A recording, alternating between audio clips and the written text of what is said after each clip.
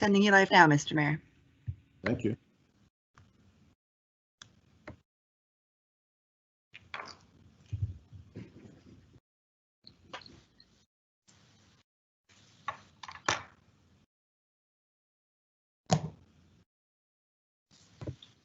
You are live.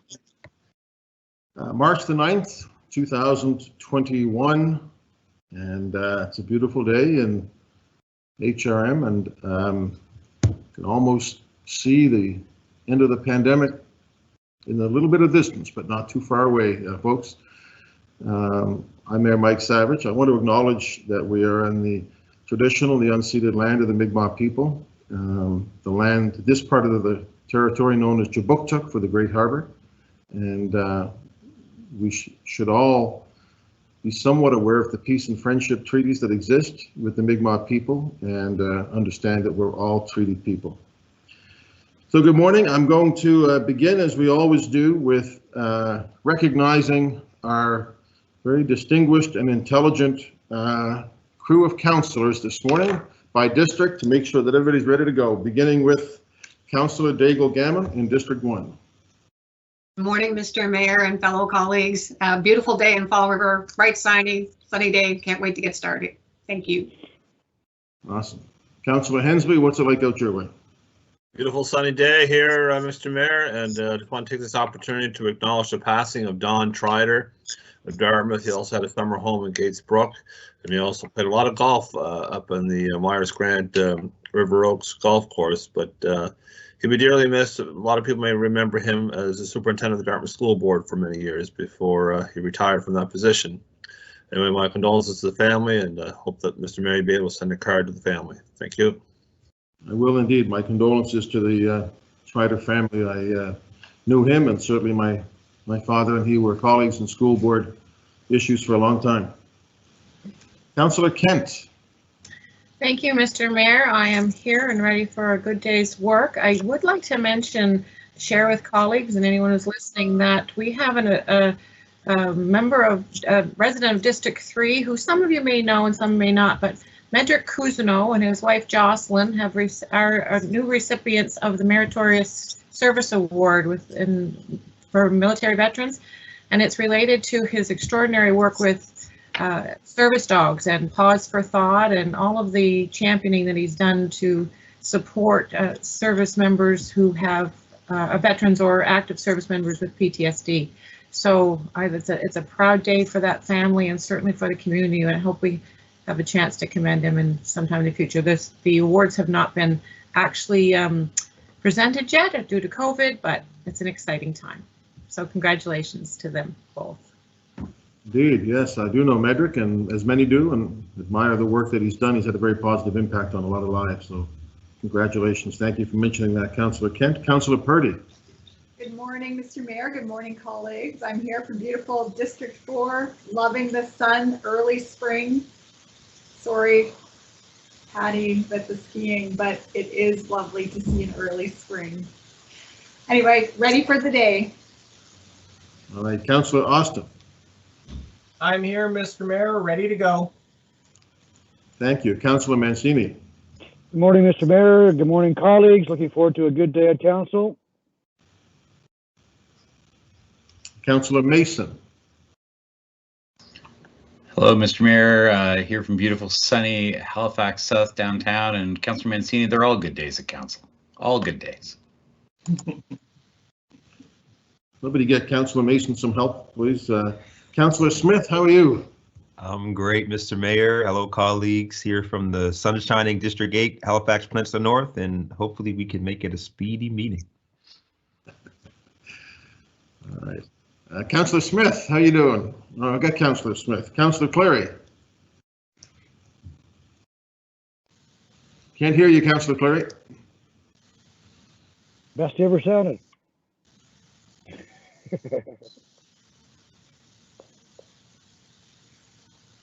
Did we lose Councillor Clary? There, can you hear me now? We got you. Go ahead. Had to do a little device settings. Hello, Mr. Mayor. Hello, colleagues. Hello, Halifax. Hello, world.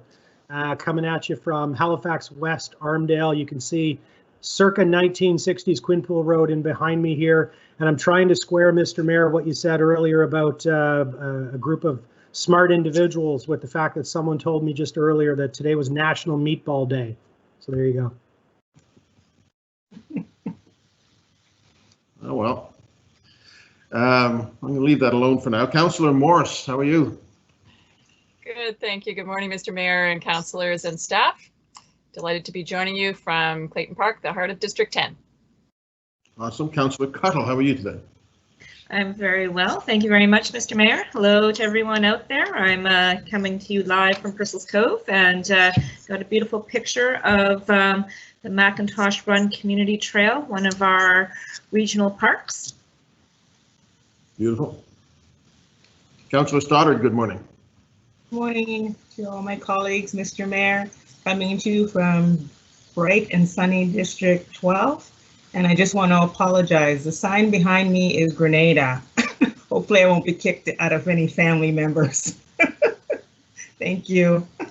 Thank you. Councillor Lovelace.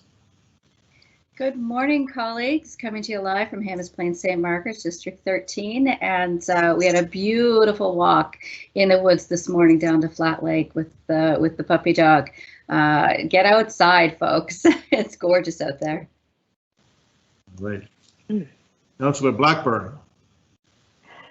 Good morning, everybody. Coming to you live from the Beaver Bank bunker and just taking a moment to shine the spotlight on two of my fabulous colleagues, Councillor Pam Lovelace and Councillor Kathy Daigle-Gammon, who served yesterday beautifully at HRM's International Women's Day event at Central Library.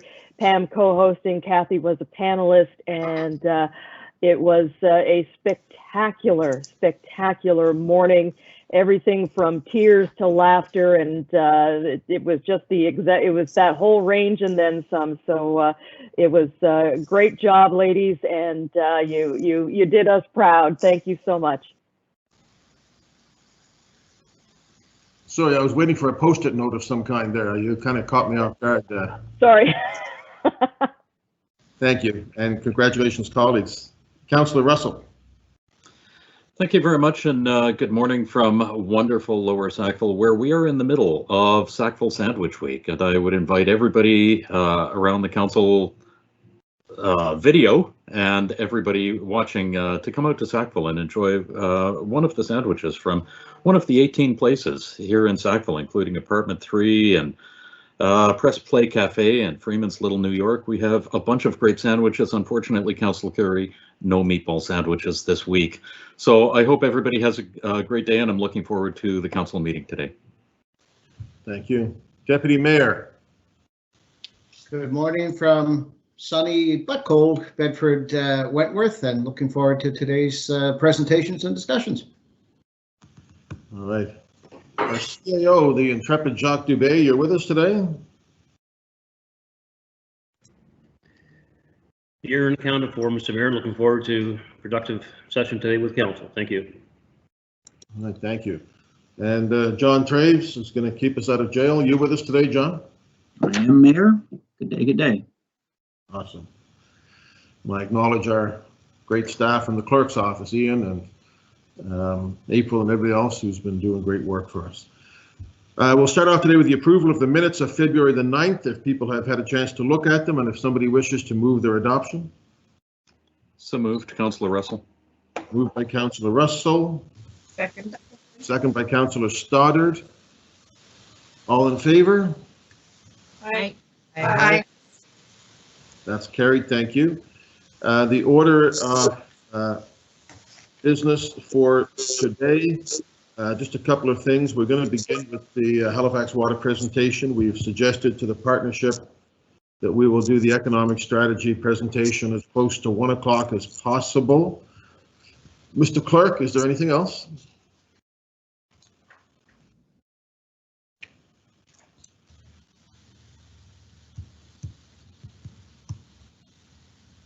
Nothing else to add to the agenda today. Thank you. Councillor Smith? Thanks, Mr. Mayor. I'm wondering if I can do two things at once. I wanted to pull 11.4.1 Victoria Hall off the consent. and also move it before the 11.2 budget committee. I have FCM meetings today starting at 3, I believe, and I'm hoping to be able to speak to that before I have to leave for those meetings. Okay. We'll get to the consent in a second. There's 2 items coming off the consent on the order of business. So Councillor Smith wishes to move 11.4.1. So he has to move it off consent. Thank you for that. And he wants to move it to where, Councillor Smith? Oh, ahead of 11.2? Yes, yes. Okay. Is everybody okay with that? You can just show me some thumbs. That's great. I don't anybody in violent opposition to that. That's what we'll do then. That'll be done. Anything else on the, thank you, Councillor Smith. Anything else on the agenda? If not, does somebody want to move the order of business as amended? Oh, Councillor Cuddle. Councillor Cuddle, seconded by Councillor Cuddle. A comment or just No. moving? She has a question. Oh, I'm sorry. About the consent agenda, I was looking to have 11.3.1 moved off the consent agenda.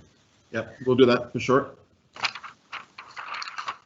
So on the order of business as amended, moved by Councillor Smith, seconded by Councillor Cuddle.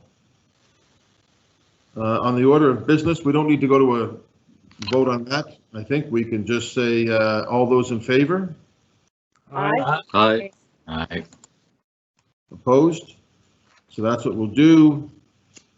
For those following at home, it'll be Halifax Water right away. It'll be the partnership at 1 o'clock, and we will move 11.4.1 up ahead of the budget committee. So, okay, and then on the consent, Councillor Cuddle has asked 11.3.1, Councillor Smith 11.4.1 to be removed from consent. That would leave 11.1.2. Is there anything else on the consent agenda? If not, I would ask somebody to move the consent agenda. Councillor Curry moves. Councillor move. Second by Councillor Lovelace. Just to let people know, 11.1.2 is a request for quotation, generator inspection, repair, and maintenance. That's the one item still on consent. Ian, if you want to take us on the consent agenda vote. Beginning with District 6, Councillor Mancini. In favor. 7, Councillor Mason. For the motion. 8, Councillor Smith. 4. 9, Councillor Cleary. Yes. 10, Councillor Morse. 11, Councillor Cuddle. In favor? 12, Councillor Stoddard. In favor of the motion? 13, Councillor Lovelace. Voting yes. 14, Councillor Blackburn. Voting yes on the motion. 15, Councillor Russell. In favor? 16, Deputy Mayor Oathead. Voting yes. 1, Councillor Daigle Gammon. In favor of the motion? 2, Councillor Hensby. Affirmative. 3, Councillor Kent. In favor. 4, Councillor Purdy. In favor. 5, Councillor Austin. In favor. And Mayor Savage. In favor, so the consent agenda passes with one item on it. That's 11.1.2. Calls for declaration of conflict of interests. Motions of rescission, we have none today. Deferred business, there is none today. There is no public hearing tonight. Correspondence, Mr. Clerk. Correspondence has been received for items 11.14 and 11.41. This correspondence has been distributed to council. Okay. Petitions, colleagues?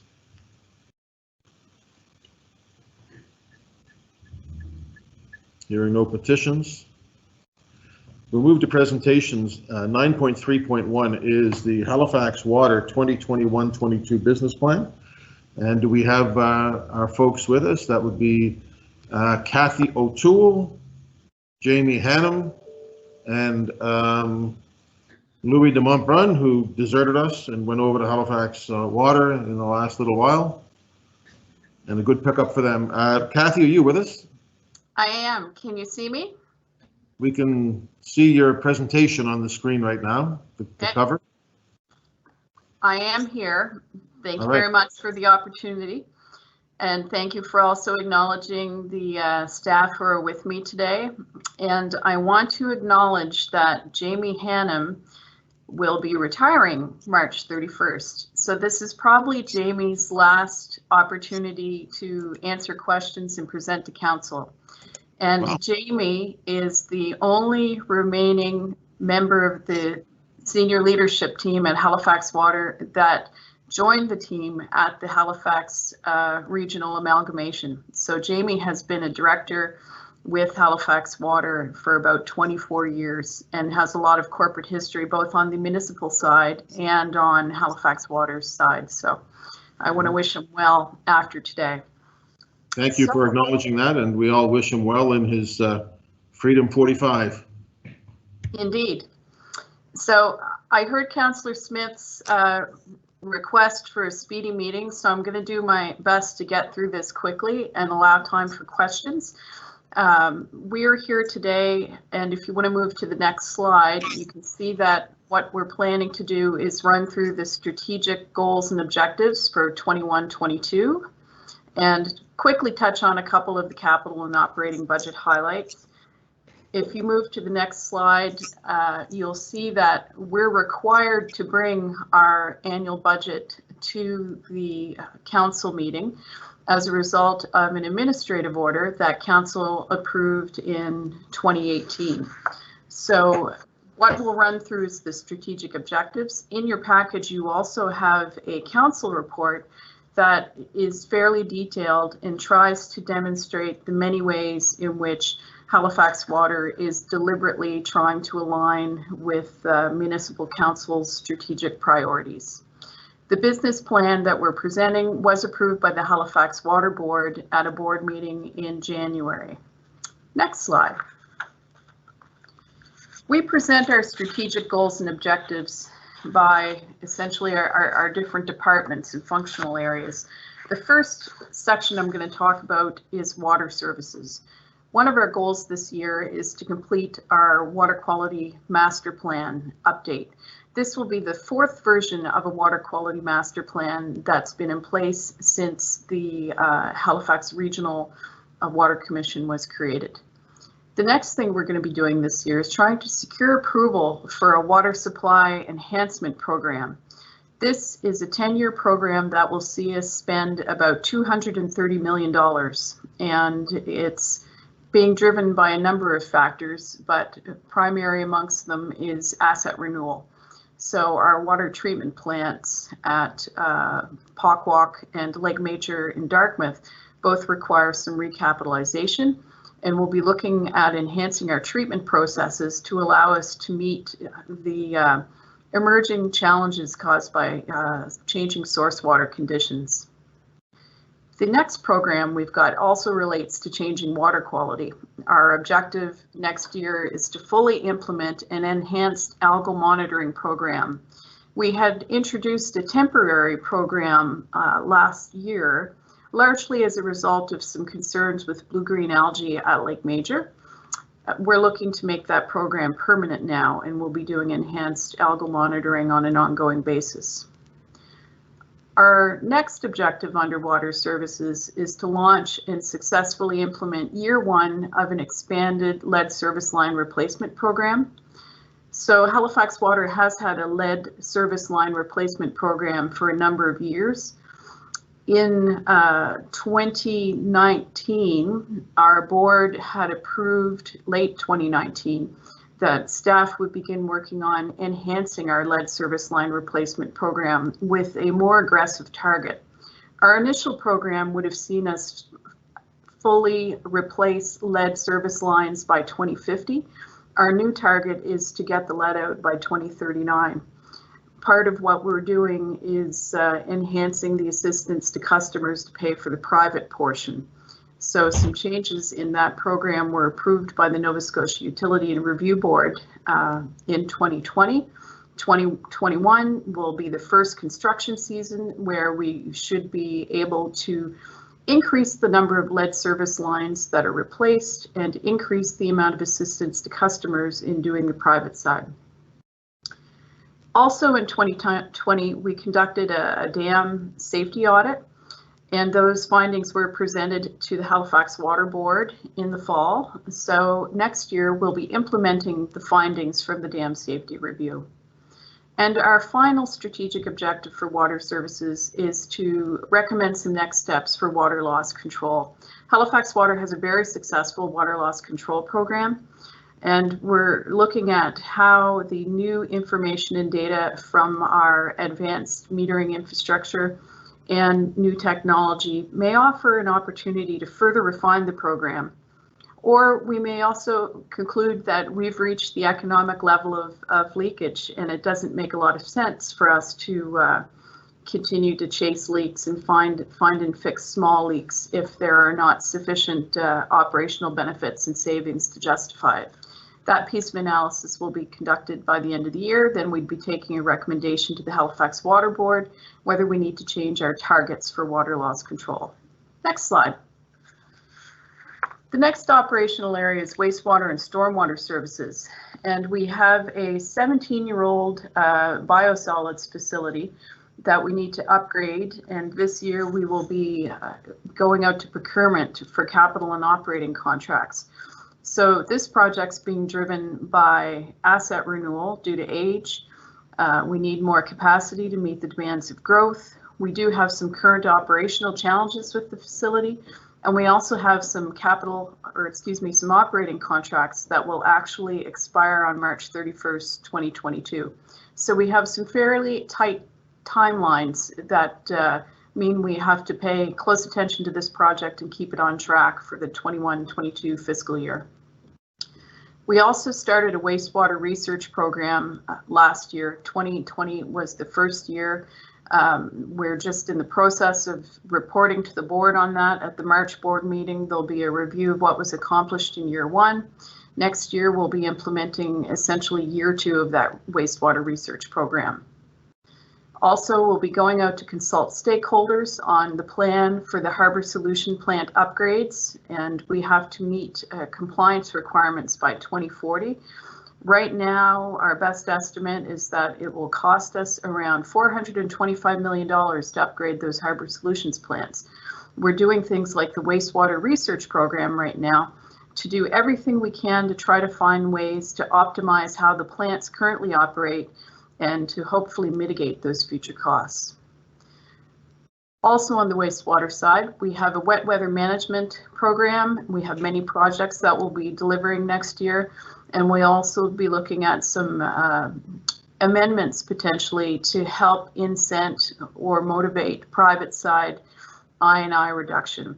I&I means inflow and infiltration. So that's water that gets into the wastewater collection system that we don't want to be in the wastewater collection system. Finally, we'll be communicating and implementing some actions related to an odor strategy. There's a report going to the Halifax Water Board at the March board meeting where we'll be presenting some findings around our service levels with respect to odor. And next year, if the Halifax Water Board approves those recommendations at the March board meeting, we would be looking at implementing that strategy. Next slide. Engineering and Technology Services has an ongoing strategic objective to optimize capital project delivery and the percentage of annual capital budget spent. It's a fairly aggressive target that would like to see us deliver 80% of our annual capital budget within the fiscal year. So we will be looking at continual optimization to allow us to achieve that. It's very aggressive.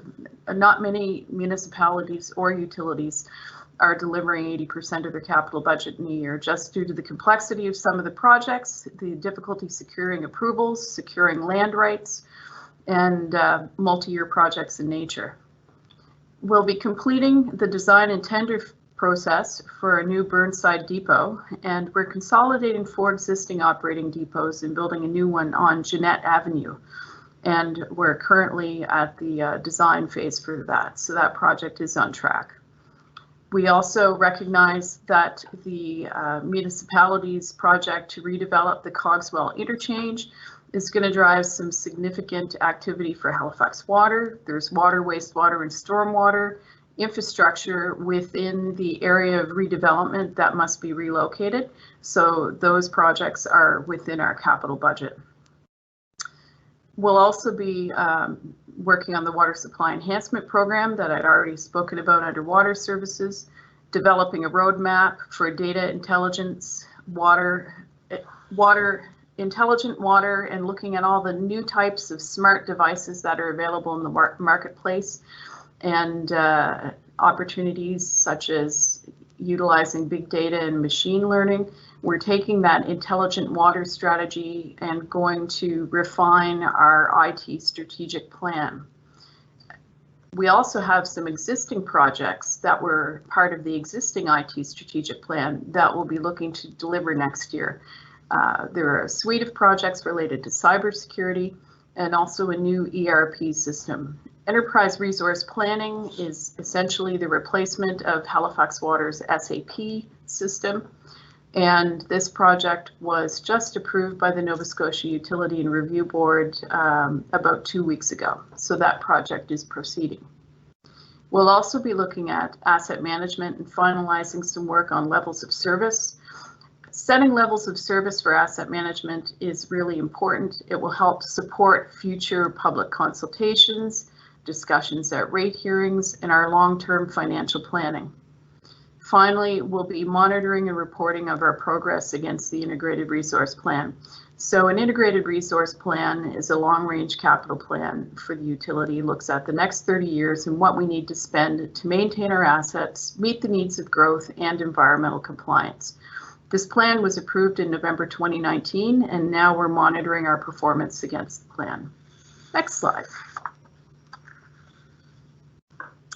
Regulatory Services is a department that interfaces on a regular basis with the municipality, working on development approvals, building permit approvals, and setting of development charges, for example, and planning how we're going to support the municipality's future growth. One of the things we're doing next year is implementing an annual regional development charge stakeholder consultation process. We would be consulting with stakeholders from industry and also the municipality to confirm that the assumptions we use to set development charges are still valid, growth is materializing as expected, and to also be transparent about what we're collecting and what it's being expended on.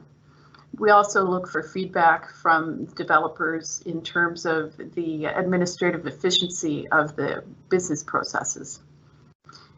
Also next year, we're looking at corporate-wide expansion of our environmental management system. So currently, Halifax Water has ISO 14001 certification for our major water treatment plants and wastewater treatment facilities. We'll be rolling out EMS certification organization-wide over a 3-year period, and that will help us reduce our environmental footprint, essentially. Maintaining regulatory compliance and enhancing reporting, that's an ongoing strategic objective for regulatory services. We're also looking at ISO 45001 safety certification and would like to complete a physical security audit for the utility next year. You may have seen in the news recently, there's been a lot of stories about utility sector being under attack from a physical security and also a cyber security perspective. Scary stories and something that we're anxious to safeguard against. Physical security is a very important component of that. Also, we're looking at enhancing our stormwater credit program and supporting stormwater billing. By enhancing the stormwater credit program, promotion will be a big part of it. Currently, we have a stormwater credit program that's not utilized by a number of customers who may be eligible for it. So we just want to build awareness about that stormwater credit program. Finally, we'll be developing a climate action plan for Halifax Water that supports Halifax 2050. We currently have many initiatives and projects underway throughout the utility that do support and align with Halifax 2050, but we want to bring everything all together under one consolidated action plan that will help us enhance our monitoring and coordination of climate change adaptation and mitigation initiatives. Next slide. And corporate services, last but not least, almost last. We'll be looking at analyzing impervious area. So this is a data that supports stormwater billing, and periodically we acquire new satellite imagery. It helps us ensure that we're capturing new impervious area and any changes to properties, and helps us ensure that our billing is as accurate as it can possibly be. We use that impervious area data to consider whether we need to adjust rates or not. We also launched a customer portal in November, and we'll be launching some phase 2 enhancements to the customer portal very shortly. And our focus next year will be really on getting customers to sign up for the customer portal to increase the utilization. Particularly, we'd like customers to sign up so they can get the benefits of notifications about possible high consumption or possible leaks. We'll also be commencing the design now that we have the URB approval of our enterprise resource planning system. So the ERP replacement is about a 2-year project, and it's a huge project that will touch every aspect of the utility. Needless to say, all of our financial transactions go through that ERP. It's how we set budgets, it's how we forecast, so it's very, very significant for us. We're also looking at updating our procurement policy and following the footsteps of what the municipality has done with respect to their recent procurement policy revisions.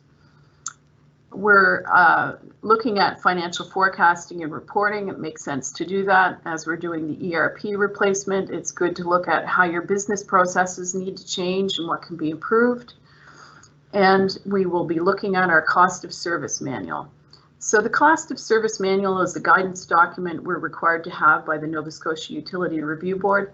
It's developed with a lot of stakeholder consultation, and we'll be looking at that cost of service model now that we have a lot of improved data thanks to the AMI meter system. And we'll be looking to see if customers' usage or demand patterns have changed significantly, or other cost drivers for the utility, and how that might change some of the cost allocations that are used to set water, wastewater, and stormwater rates.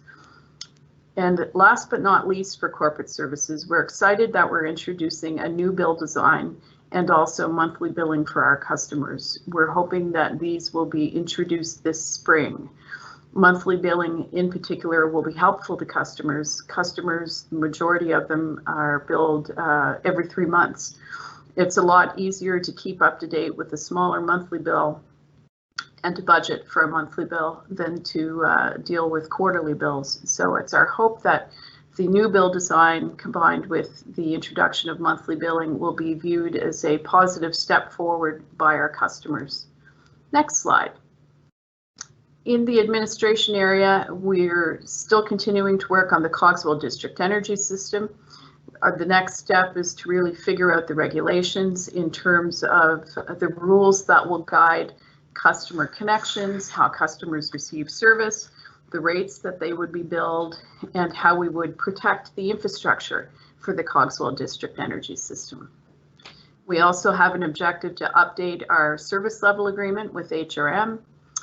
We have 2 policies that have been approved by the Halifax Water Board that we have not yet rolled out to employees, partially due to COVID-19 this year, making it a little bit difficult to do training for a lot of our employees. A lot of our employees are operational employees out in the field, not necessarily people who sit in desks with computers, so virtual training doesn't always work that well. So we have to roll out a code of conduct, and we also need to roll out our risk management policy and update our corporate risk registers. And we will be facilitating a process to get a new dispute resolution officer. The dispute resolution officer is not an employee of Halifax Water, but Halifax Water is responsible to administer a process to help identify candidates, and the candidate gets submitted to the URB for approval, and the URB actually engages the dispute resolution officer.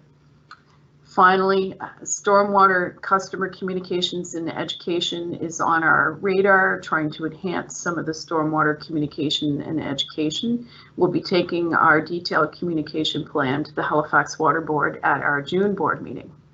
And finally, last but not least, we're working on unconscious bias training for our managers this year. And we've got a number of initiatives we'd like to do to align with HRM culture and diversity initiatives, particularly around anti-Black racism. So these are the main strategic objectives. And now I'll tell you a little bit about how we're going to pay for them.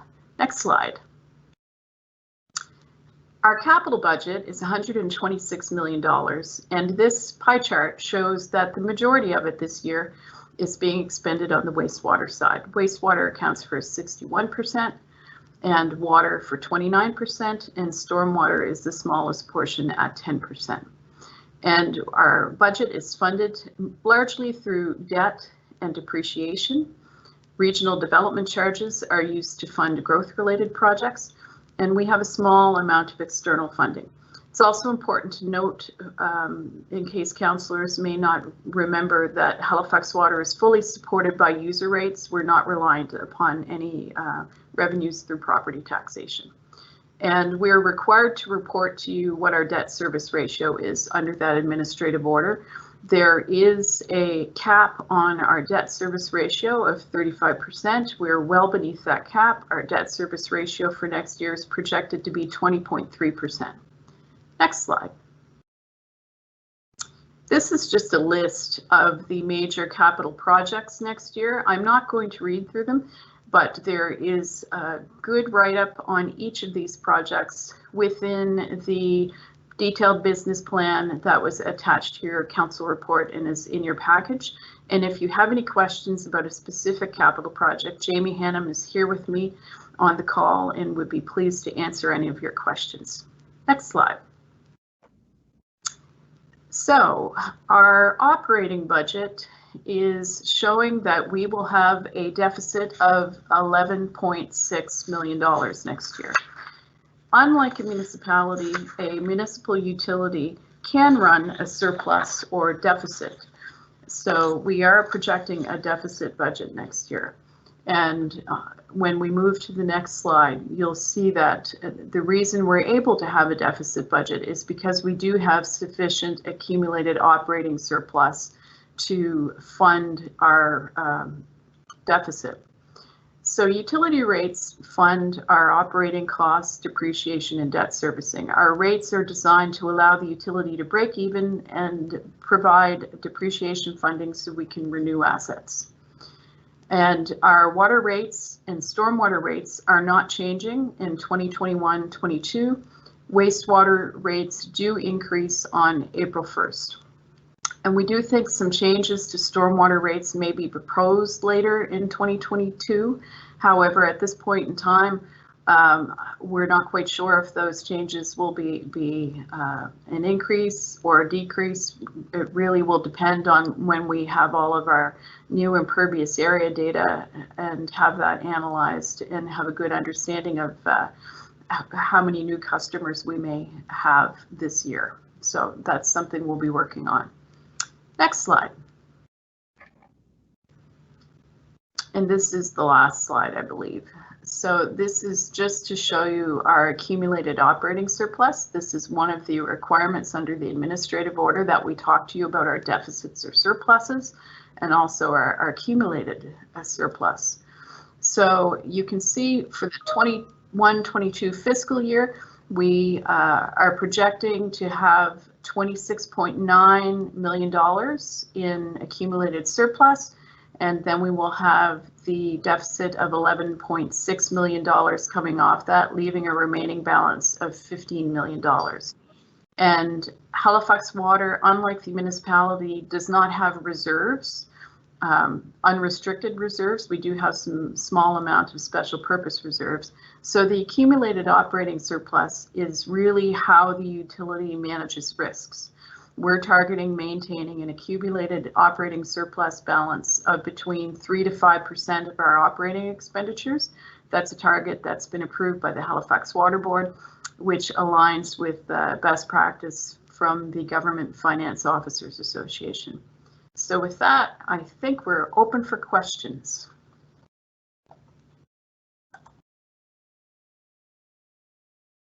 Thank you, Kathy. Thank you very much to you and to the team. We will go to Councillor Blackburn, and there's a motion too, Councillor. Can you put the motion on the floor? Oh, most certainly, yes. All right. I move that Halifax Regional Council endorse the 2021-22 Annual Business Plan of Halifax Water as described in Appendix A of the staff report dated February 24th, 2021. I so move. Second for that? Second, Councillor Mason. You go ahead, Councillor Blackburn. Awesome. Thank you very much. Thank you so much, Kathy, for the presentation. It brought back all that information that I learned over the 4 years I spent on the board. So that was a good update. Just a couple of quick questions. I'm just wondering. You mentioned the dispute resolution officer. Is this a new position? Is this in addition to the gentleman that is currently doing the job, or has he moved on and this is just a replacement? This will be a replacement. So the dispute resolution officer had a 5-year contract, and under the URB regulations for Halifax Water, there was a fixed term for the dispute resolution officer. So it's good. That's a good thing to have different people moving through that position. So the current person will not be renewed, and there would be a new dispute resolution officer approved by the URB. All right. And my second question is, so when you move to monthly billing, how is that going to work? with the stormwater bills, the folks that don't have water and sewer service, but do receive the stormwater bill. Just wondering if they are going to be billed on a monthly basis, and just wondering about other than the, because I mean on your water bill you've got the usage, but then you also have other charges. How is that going to work if you pay $30 for this particular charge every 3 months? Is that just going to be $10 a month sort of thing? How are those charges going to be calculated on the bills? Thank you. Excellent questions. I'm going to ask Louis to turn his mic on and jump in to answer anything that I miss out on. But I believe our plan is that the annual stormwater bills will continue to be annual. The cost of breaking them down on a monthly basis and mailing them out administratively, it isn't worthwhile when you consider the small dollar value of those bills. With respect to how the base charges and volumetric charges will be broken down from quarterly billing to monthly billing, I'm going to get Louis to answer that. Okay, thank you.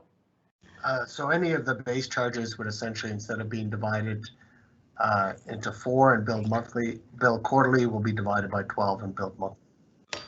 All right. That's fairly straightforward. Good to hear. Thank you very much. Thank you, sir. Thank you, Councillor Cuttle. Thank you, Mr. Mayor. And good morning, Kathy. My question is about the capital projects, and kind of one that's been on the books here is the Herring Cove Sewer and Water Project. It's been going on for more or less 20 years, and I didn't see it listed, the design work listed on the capital projects list, and I'm just wondering if someone could speak to what, where that is with you guys, what needs to happen in terms of the timeline. Is there any work being planned for that for 2021, 2022? So that would actually be a service extension. I'm going to turn it over to Jamie to give you the status of that project, but I believe it would be with the municipality at the moment. Yes, thanks, Kathy, and good morning.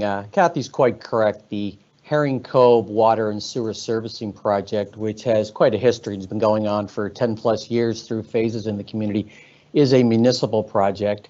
Halifax Water has been assigned an agency role at certain times to deliver components of the project, and that's the same case for the next phase. The municipality would choose to proceed with the project, and may consider Halifax Water as an agent to deliver the design or the construction services. So I would say the ball is really in the municipality's court right now on how and when to proceed next. Thank you. Yeah, I know we are waiting for a report to come before council, hopefully in May. So I just wanted to make sure that that was on everybody's radar. Thank you. Thank you. Councillor Austin. Thank you, Mr. Mayor, and thanks to Kathy and the team for the presentation. I would say, Jamie, don't go too far away. My questions are all capital. I did want to highlight, though, just before I began, because I think it's always worth acknowledging parts of the municipality and our wider family here in Halifax Water, things that we do really well. And one of the things that I'm continually impressed with Halifax Water is the partnership with Dalhousie and all the work that comes out of there. It really, to me, shows making the most of our post-secondary community here. I mean, the lead program, which would not be in its current state, suffice it to say, if it hadn't been for all the work that went with Dal. So kudos to Halifax Water for that. The questions I had, and it was great to see the Sawmill River project on the front picture there on the cover. I did see it's in the budget list here for $350,000 for this year. I assume that is design work? Yeah, that's correct. We are currently aligned to go to construction as early as next year. The next phase is very much integrated with a series of municipal projects, including the Dundas Bridge, the multi-use trail through there, the new geometry for the intersection, and park improvements. So we're working kind of on a integrated multi-phased approach there, and there's a few dependencies this year that need to get in place, mostly at the municipal level, but everybody's in a programmed approach that those could proceed, and construction would proceed in 22, potentially 23, depending on some of the dependent projects. But we are in a design mode, and we are working fully integrated with the municipality for their components, and we're looking forward to construction in the coming year or two. Excellent. Thank you, Jamie. My next step for that one is to make sure that it shows up in our parks budget, because the piece of that project, from what I understand, that's still the most unclear is that lower end of Irishtown Road, Prince Albert, how Halifax Water's project integrates with the potential for HRM parkland. So with you folks doing design work this year, it really needs to be that coordinated effort. So thank you for that. The last two questions I have, they're kind of the same sort of beast. Wise Road and actually the Maynard Lake Clement. For folks who don't know, in Dartmouth, all the water coming out of the Albro Lake lakes and from Maynard Lake and Eisner's Lake, they go in, the lake water goes into combined sewers and then goes on to our treatment plants. So we're wasting capacity and spending money to treat perfectly good lake water that could be discharged directly to the harbor if you had the pipes separated. Could you just give me an update on those, particularly the Maynard Lake Clement Street one? Is that 642, is that design work, or are you actually expecting to begin work on that this coming year? So great question and great opportunity for us. I'll open with the Albro Lake, because we are trying to divert the flow out of the Albro Lakes that currently goes significantly to the Dartmouth Wastewater Plant and replumb some of our systems to put that directly to the harbor. That is going to construction this year, and so that's important to note. We've completed the design work. Maynard Lake is very similar. Through historical plumbing in downtown Dartmouth, significant amount of the flow from Maynard does drain to the treatment plant. And that's just because of the historical combined sewers where all that water used to go direct to the harbor. And when it was all picked up along the harbor front, it included Maynard Lake water. So the money you see in this year's budget is for design work. And the core construction of Maynard Lake is really scheduled for 22 and 23, depending on how the detailed design goes. And importantly, we did move that up a year or two from some of our preliminary planning, because we felt it was very critical to get some of that large volume of stormwater out of the treatment plant. Okay, thank you for that, Jamie. I would just note for our Transportation Public Works folks that the result of that will be the need, I assume, to dig up all of Old Ferry Road to separate the pipes. And we have a paving sidewalk integration opportunity there. So thank you for that. Really appreciate all the work. Okay, thank you. Councillor Hensley. Thank you much, Mr. Mayor. First of all, I want to say thank you, Jamie, for all your years of service. You're one of the last few around since amalgamation. I know how that feels, but I want to say thanks for your service. And I also want to thank the Halifax Water for the lovely picture I got of that Lake Major Dam for my service on the board for 6 years and stuff. I appreciate it very much. It's a special story, the Lake Major Dam, for me, and I'd like to thank you very much for that. My comments in regards to the impervious surfaces, the data you'll be collecting, it's anticipated in a year's time we'll be expanding our territory to the east and to the west. Will your data be capturing places of those areas that we anticipate taking over extra road territory in a year's time, or you're going to have to get a new data set for those new areas because there'll be a whole totally new taxable area for ditch maintenance and stuff? So I'm kind of curious, will that data be coming this year so you get prepared for future expansion and immediate billing, or will that have to be deferred by a year? That's my first question. And the second question is, I heard it on the radio about our auxiliary suites or secondary suites and backyard suites in regards to additional water hookups and stuff. And there's been some complaints about the amount of fees being charged by Halifax Water for basically a water extension on one service line. So could you have some comment on that, please? Sure. With respect to the first question, yes, we are acquiring new impervious area data now that includes potential expanded service areas. So we would not have to go back and acquire additional satellite imagery. Your second question with respect to backyard suites, we are going through a process right now with URB to get adjusted regional development charges approved. We anticipate we'll have those charges approved in 4 to 6 weeks. But right now, the RDC applies to all single, secondary, or backyard suites where they are an additional dwelling unit. If they're an additional dwelling unit, they're subject to the charge because if they're hooked up to the water and wastewater systems, they're going to be consuming capacity, and that capacity factors into how regional infrastructure gets sized. So in order to ensure that everybody pays their fair share, any new dwelling unit or any new unit that is going to be consuming capacity would be subject to that charge. So if you have an amended rates going forward to the URB, will there be any opportunity for rebates or refunds for those who are maybe considered as overcharged?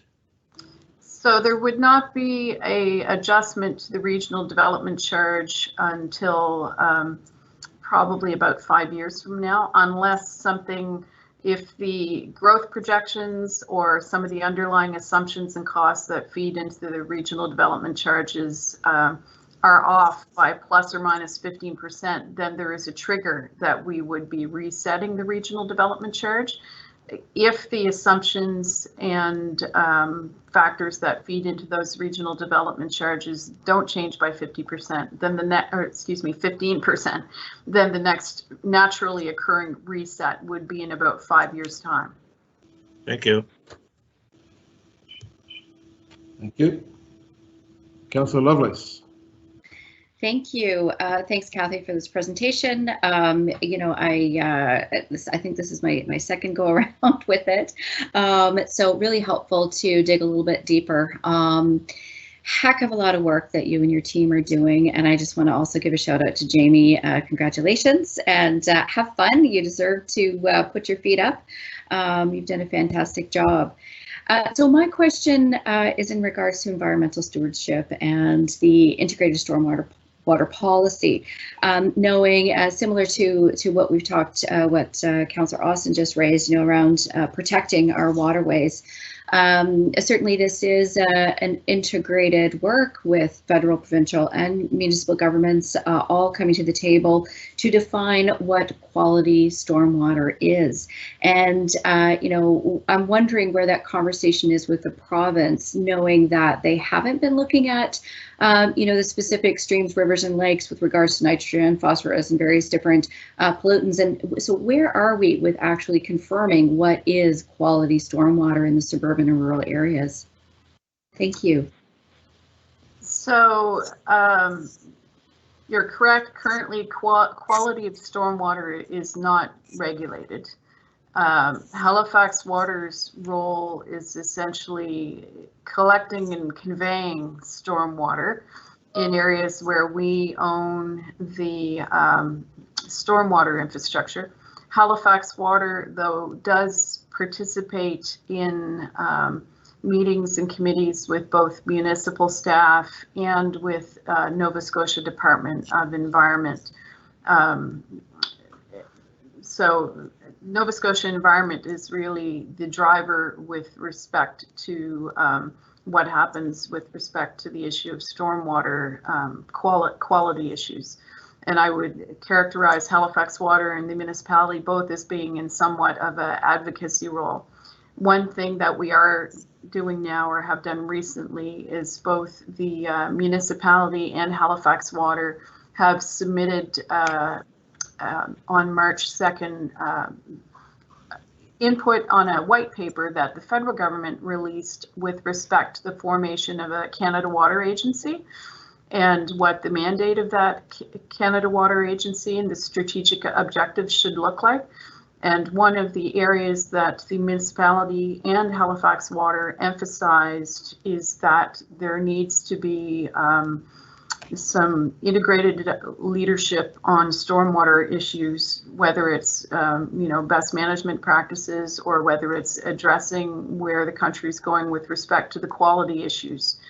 So I think there'll be a lot of change being driven through the federal level and what happens with the Canada Water Agency objectives that will then trickle down to provinces, that will then trickle down to municipalities eventually. Okay, thank you so much for that. I really appreciate understanding that. I know that we do a fantastic job at Halifax Water to protect our watersheds, you know, with our buffers, and we're using, you know, the ecological systems that exist there and nourishing those systems. So I think, you know, the knowledge that we have and the expertise that we have certainly will benefit the municipality in the future based on the direction that we're going in federally. Thanks, Kathy. Appreciate that. Thank you, Councillor Lovelace. Councillor Russell. Thank you very much. I'd like to, I was going to take a different tack, and I'll get there eventually, but I was intrigued by some of what Councillor Lovelace says, talking about the stormwater. We are considering better practices for stormwater management going forward.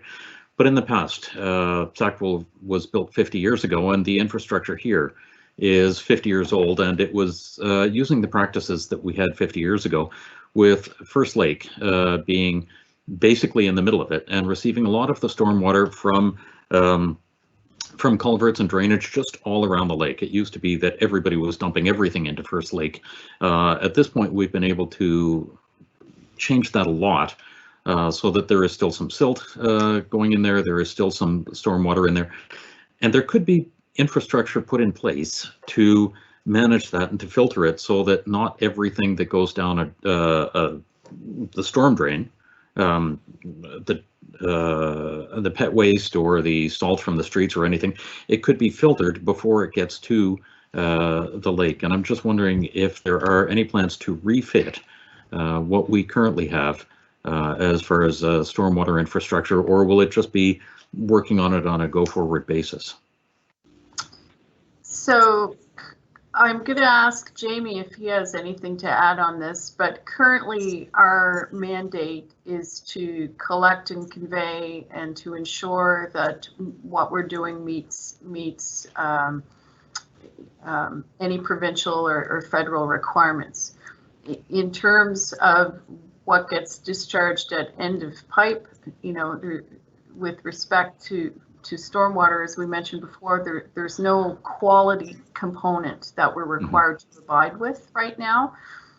So our mandate, when we're looking at stormwater systems and sufficiency, we're looking at ensuring what we put in place is sized appropriately to convey both what's there now and projected needs driven by things like growth and also climate change. Jamie, do you want to jump in at all? I know we are working with the municipality in terms of getting agreement on the stormwater best management practices. I know that we have got the integrated stormwater management plan now in place with the municipality. I'm not sure if there are any other quality related components that Halifax Water is touching on, because I think that's mainly being driven through the municipality. Yeah, Kathy, I would just simply echo your comments. Halifax Water's current mandate, I'll say, and focus is on asset management with stormwater infrastructure in the Sackville area to ensure that the existing infrastructure stays in a condition that it can provide the service to deliver the quantity of water from the municipal infrastructure to the local water courses. That's our current mandate. So we stay focused on the condition of that infrastructure to deliver the capacity. I think, like we said historically, we're around the table in an advocacy role and aware of potential future water quality issues, but we aren't driving water quality issues at stormwater level. We're waiting to see where perhaps federal, provincial policy direction goes, what gets regulated, and then see what that may mean to our business. But our current focus is on asset management of existing infrastructure to ensure we can maintain existing levels of service from a capacity perspective. Okay, so it's not something that you're considering even on new builds. You're just looking at getting the volume of water as opposed to doing any of the filtering or anything like that. Right, and it's very much because it's a mandate and a regulatory position we're in versus being mean-spirited or anything like that. Yeah. Okay. Thank you. That is something that I'm going to just take away and work with other folks on. I'm going to get back to my original notes. Mayor, please feel free to cut me off when I reach my time. So I was happy to hear about the asset management mentioned. That was great to see in the presentation today, and also about the monthly billing. That's a huge step forward, and I'm sure that'll make it a lot easier for a lot of people who have difficulty coming up with that extra lump of cash every 3 months. On the other hand, you have a debt service ratio of 20%, and that's frankly terrible. I'd be happy to see that eliminated. If it wasn't eliminated, the water bill going down 20% would be the net effect, and that would be far better. I was looking at the report, and it says the integrated resource plan acknowledges that wastewater and stormwater assets have been grossly underfunded historically, and then that Halifax Water will have to work with other levels of government to secure infrastructure funding.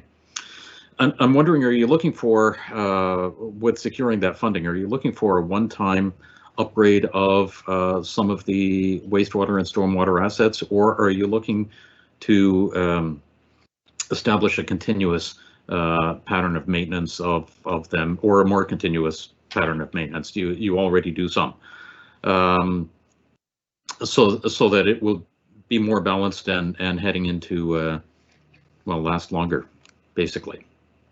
So our integrated resource plan recommends that we need to get to an annual level of capital spend of about 135 million.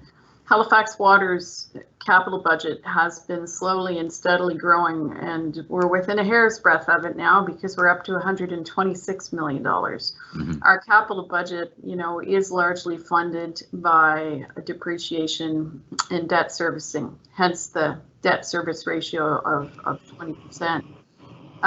With respect to the historic underfunding, was the reason that wastewater and stormwater got transferred to the utility.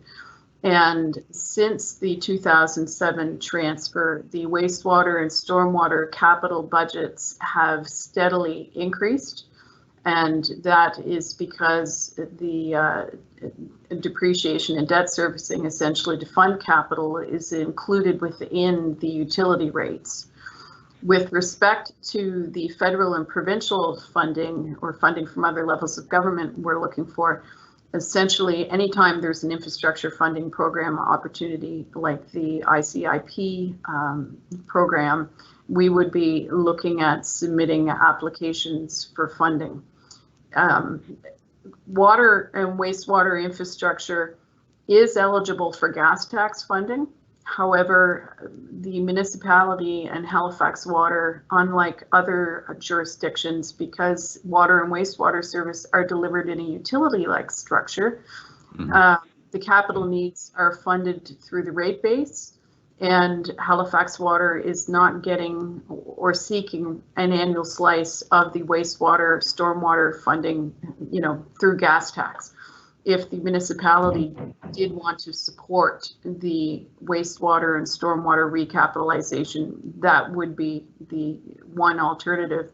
Another thing that has been done in the past is there were a few years where the water dividend that the municipality collects from Halifax Water, instead of putting it into general revenues for the municipality chose for 3 years to give that dividend back to Halifax Water to reinvest in wastewater and stormwater infrastructure, recognizing the underfunding.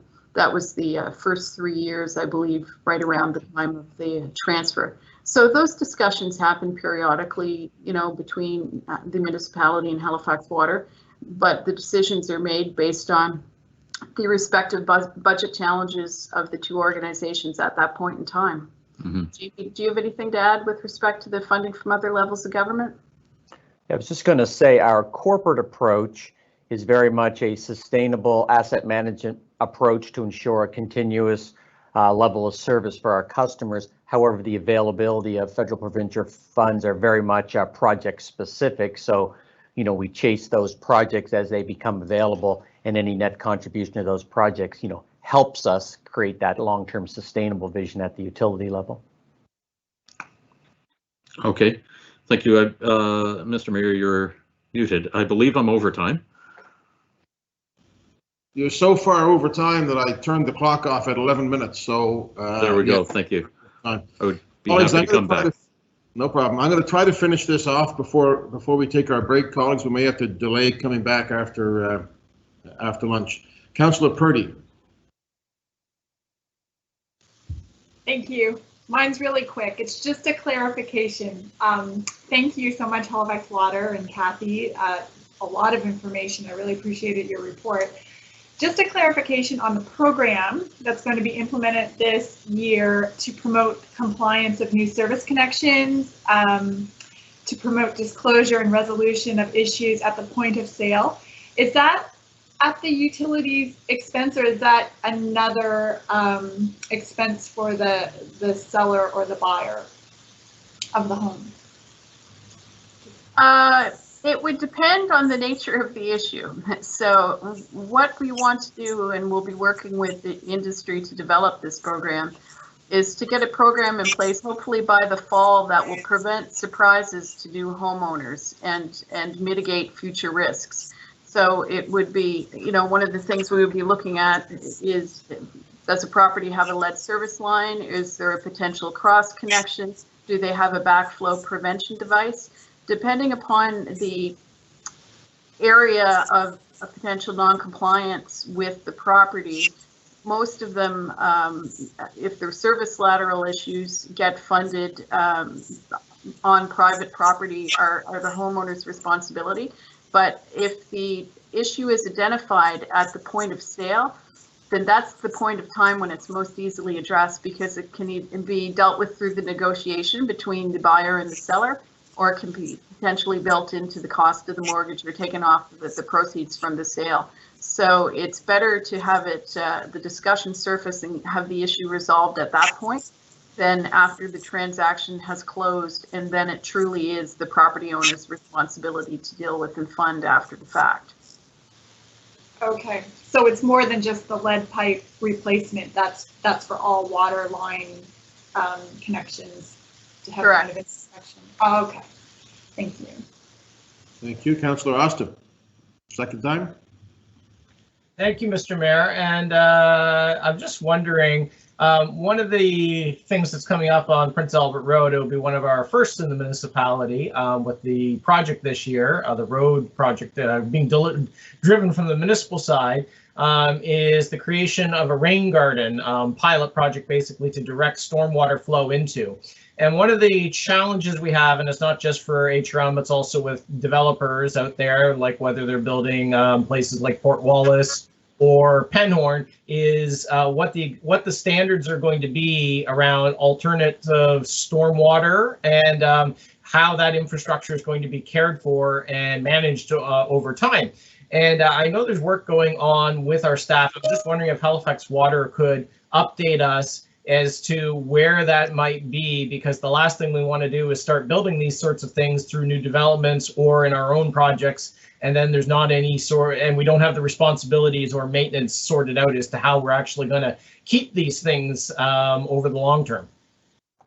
So 2 points of information on that. First is this issue was looked at a little bit in our last stormwater hearing, and the municipality is eligible to receive stormwater credits for any stormwater best management practices like rain gardens that get installed in the public right of way. So it would reduce the amount of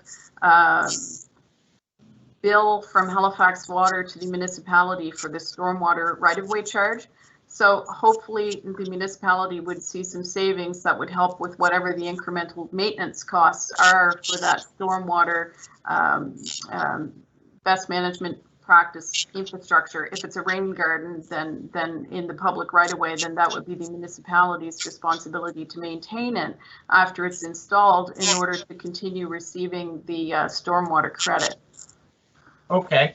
Well, I mean, this hasn't come back up to us yet. I mean, it seems to me that, I mean, our staff in many ways are best placed to do that because, well, we have excellent horticultural staff already. I mean, you guys don't. It would make some sense to me. It sounds like there's been some progress on that since last time this was at council, so that's encouraging.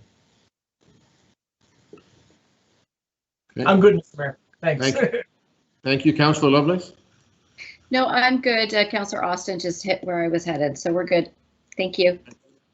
Just very quickly, if I could ask one very quick question. My favorite topic, the Atlantic First Nations Water Authority that Halifax Water has been very involved in. Is that still a go? Is it happening? Can you give us an update on that, Kathy?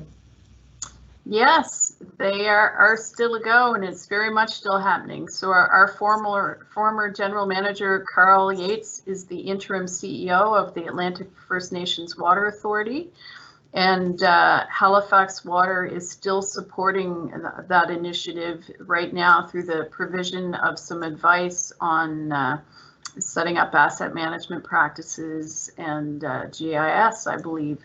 And Jamie Hannum is one of the people from Halifax Water who's supporting that. So Jamie, if you have anything else to add in terms of what's currently going on, please share. Yes, certainly, Kathy. It's a very exciting project. I think the global answer is that the Atlantic First Nation Water Authority is tracking to be fully operational to operate, maintain water and wastewater infrastructure within First Nations communities effective April 2022, which basically is another 12-month period to get their whole organization operational with staff, programs, etc., to get them stood up and operational, as well as get their formal business plan and funding model approved by the federal government. They're on queue to make some formal submissions at the federal level this fall. So everything is on track and in plan for a year from April to have all the business processes, peoples, and funds available to start operating as a water authority. So it's a full go. Okay, thank you for that, folks. Councillor Walker and I were involved in that at the early stages, and certainly have been involved in some of the federal asks. And if there's anything that I or anybody else can do, I hope that they would that you would let them know that we stand ready to help. Okay, colleagues, thank you for that. Seeing no other questions, Ian, we'll take the vote. Beginning with District 7, Councillor Mason. For the motion. 8, Councillor Smith. 4. 9, Councillor Cleary. Yay. 10, Councillor Morse. In favor of the motion. 11, Councillor Cuttle. In favor. 12, Councillor Stoddard. In favor of the motion. District 13, Councillor Lovelace. Voting yes. Back, but can we not do it for $1 million? 14, And- Councillor Blackburn. Voting yes on the motion. 15, Councillor Russell. In favor. 16, Deputy Mayor Outhead. Because we've gone too Affirmative. far for that. District 1, Councillor Daigle Gammon. Voting in favor of the motion? 2, Councillor Hensby. So Affirmative. 3, Councillor Kent. In favor. 4, Councillor Purdy. Voting in favor of the motion. 5, Councillor Austin. In favor. And Mayor Savage. In favor of the motion. Colleagues, just before we go to lunch, I'm going to ask. Mancini get a vote on this? Ian, I didn't get a chance to- Sorry, Councillor Mancini. No problem, Ian. I don't take it personal. Well, I do, but that's okay. In favor of the motion, Ian. Thanks, buddy. Thank you. Sorry, Mr. Mayor. So the motion carries. Can we just get Jamie to come on the camera for a second? Everybody else, unmute yourselves and let's give him a round of applause. Any councillor who's been on this council knows how much Jamie has done. Jamie, thank you. I appreciate that. Congratulations. Always been a pleasure. Thanks for Allendale run, Jamie. Good job, buddy. We appreciate it. Kathy, Yeah. Kathy, thank you very much as well. Colleagues, thank you, Kathy. Thank you. We will take a break and come back. Let's say 1:15, colleagues, with Halifax Partnership. 1:15. So to confirm, you please enter the afternoon calendar invitation, not return to this one. All right. Thank you, folks. Thank you.